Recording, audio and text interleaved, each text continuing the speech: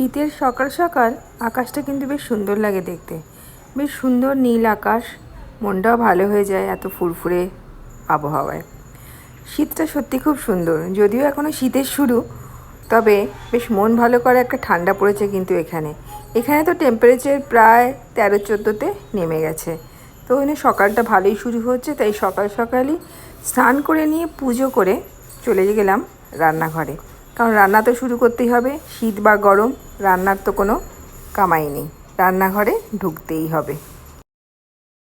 শীতের সকালে সকাল সকাল ঘুম থেকে উঠে নিজের কাজ করে 1 কাপ গরম গরম চিনি ছাড়া ব্ল্যাক টি দিয়ে দিনটা শুরু হলো।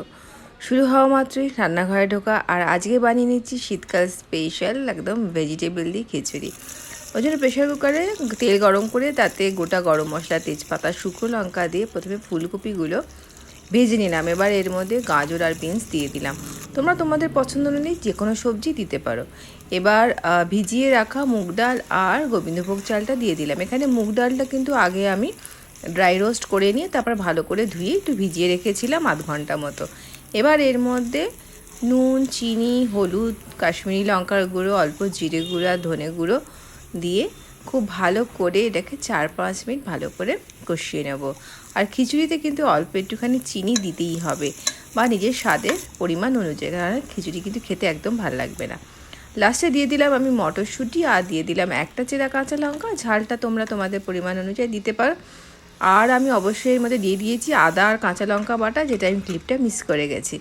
এবার পরিমাণ মতো জল দিয়ে এখানে প্রেশার কুকারের মুখটা লাগিয়ে জাস্ট একটা হুইসেল বাজার পরই প্রেশার কুকারটা বন্ধ করে দেবো। যতক্ষণ না প্রেশারটা নিজের থেকে রিলিজ হচ্ছে প্রেশারটা খুলবো না। দেখো প্রেশারটা নিজের থেকে রিলিজ হওয়ার পর খিচুড়ি একদম রেডি। এবার তোমরা যদি গ্রেভিটা একটুখানি পাতলা করতে চাও তো সেক্ষেত্রে একটুখানি পরিমাণ মতো গরম জল মিশিয়ে ভালো করে নাড়াচাড়া করে এর মধ্যে 1 থেকে 2 টিস্পুন বা 1 টেবিল স্পুন মতো ঘি মিশিয়ে দেবে।